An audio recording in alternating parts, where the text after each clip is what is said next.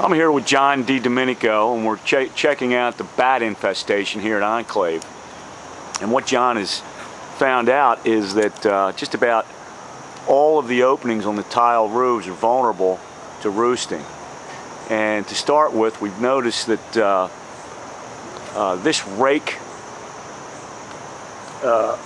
edge up here, I'm sorry I had to drop something, this rake edge right here that has the L-shaped tiles going up to the chimney, there's openings underneath those tiles that are big enough for a bat to wiggle into. When a bat closes its wings, it's about the size of a mouse.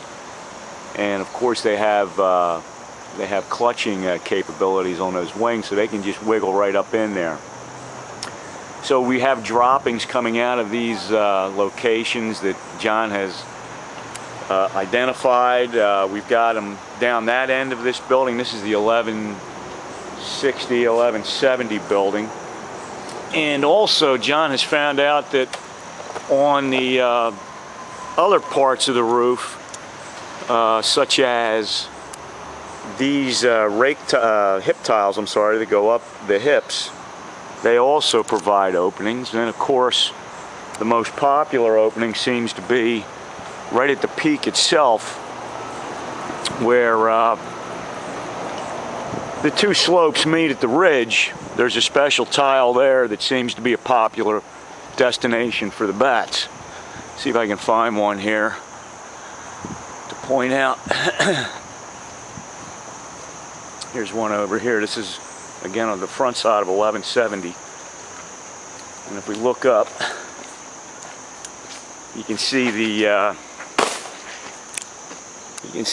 this tile at the very peak, and that tile at the very peak provides a roost for the bats. They seem to be able to wiggle right up underneath it. So the summary on this is that there's several locations that these bats can penetrate and roost in.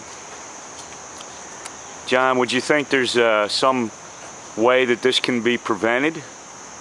I think that if you could block those gaps in those areas with either a pre-manufactured insert or something you come up with on your own, it could be reduced. I think that you should start with the spots that you know there's activity and go from there. Okay. There's so many peaks and so many rakes that would have to be blocked. Yeah, there's no real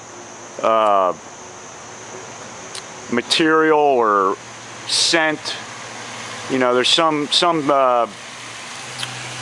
preventative, well, you're a pest expert, I'm sure you understand this, but you can put like the scent of a bobcat out to keep mice and small game away. Is there anything like that you can do with bats? There's nothing, is there? Nothing like that for bats. Bats are, there's nothing like that works for bats anyway, especially on a roof, because the sun would burn off any kind of repellent so quickly that you wouldn't have that, it wouldn't last very long. Right. And two, bats are federally protected. You're not allowed to spray anything on them or hurt them in any way. Oh my gosh, we got the government involved, forget it.